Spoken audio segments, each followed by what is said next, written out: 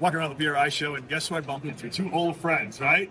You know, Steve and Gary Sidda. You guys are obviously no everything you know in racing. You guys know your stuff, and Foggit's kind of really no surprise if you guys kind of collaborate sooner or later on something like this that we've all desperately needed. Yeah, I mean, one of the greatest things about this is all of these businesses are racers that get businesses off a problem and they're solving a problem. And Gary, you know, Garcia and I raced together for years, but he's a professional engineer too. I do my own engines, but I kept complaining to him. We kept seeing this traces of plus, you know, no matter what we do, couldn't get ready. And so finally, we just decided like 3 years ago to start working on it. Gary came up with a formula. Man, here's Foggit. You know.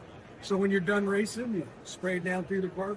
It's just been awesome. No, I was just telling these guys, I actually have an engine I just went back to get fresh. It's been sitting dragging around in my trailer, and I thought I had it fogged, so to speak. Apparently, I did. Because I got an engine report back saying that it's rusted out, and I've got ridges on 2 cylinders, and basically we're going to have to sleep these. And it's one that ran perfectly before I parked it. Now it's going to cost me thousands. That's because you used the wrong product. Right. If you'd have used Foggit, you'd have had no problem. No, so Gary, so like for the people, I don't know, what's the difference? So the difference is like a marine fogging oil is very thick and gooey, and it's designed for like long storage. But in racing, when you start the thing up, the marine fogging oil, they foul the plugs. Ours will not foul the plug. And so even on a diamond, you can make a dyno pull, fog it, shut it off, and make it to the pole. It will not change the horsepower on it. So don't worry about your ET the next morning. Don't worry about warm-up plugs or having to change plugs out on them. Ours has the right viscosity. It has clean factor to stick to the wall. It'll stay for days, weeks, months. And it's got superior lubricants than the cheaper household lubricants. The chemicals we use are high-end chemicals that are much superior to hardware stores. Well, honestly, the stuff I use to race turbo stuff, right? You know, the goofy four-cylinder stuff, it lifts the head every single day. So it gets water to cylinders no matter what. So I would fog it continuously, what I thought was the right thing to do. Then it would fall apart. So I had to fire it, burn it all out, change the plugs again. You just get lazy.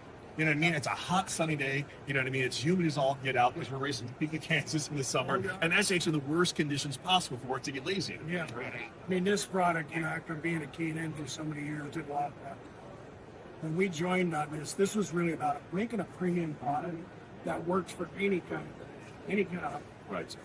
So it's not just a comp motor, you know, boosted motors. Every motor has this quality. A lot of people don't know they have it.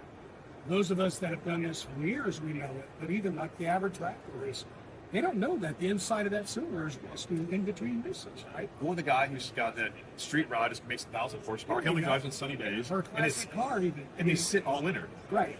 We've got reports back from you guys that have tractors. We don't think it was tractor collectors. We say before restored to antique tractors, they're sitting there rusting. Yeah. You know. So we're having a blast. And I mean, obviously, we all grew up together racing. Gary and I, his dad raced. And so, you know, this community out here, it's a small community. But at the same time, everybody's passionate about it. This is really kind of a cool thing to do. I've got my daughter, Shelby, you know, she's a racing stock. And believe it or not, her first engine, when we shut it off over the winter, we didn't fog, it wouldn't start. It had a small leak and rusted the cylinder sink. This was really about us solving the problem that we knew existed, and so it's been a real good time just getting them.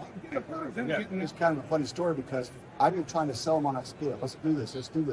We've got this idea. Let's work on it. He's like, I don't know. And then he called up and says, Shelby's engine won't start. It's a brand new LT1350. They won the race. Yeah. Phoenix or Tucson. At Sonoma. Yeah. Heads up. Outran the other guy. Yep. Put it in a trailer. COVID hit. They go away. Come back a month later, get the car, and we'll start it.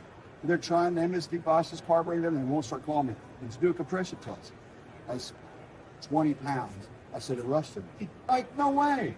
So then he called back. Did you say you should have listened years ago? You know what he says? He says, I'm in now. Let's go. Let's do it. That's all it takes, right? It's awesome. That's cool. That's a great story. Guys, you know, it sounds like obviously it's a great product. I'm going to need a couple of cases as I need. I've got my car here. I don't have to carry it out on a plane. Just take it all with me. Anything you don't sell here, I'm taking it with me. Always good to see you, man. Listen, guys. Hey, happy holidays.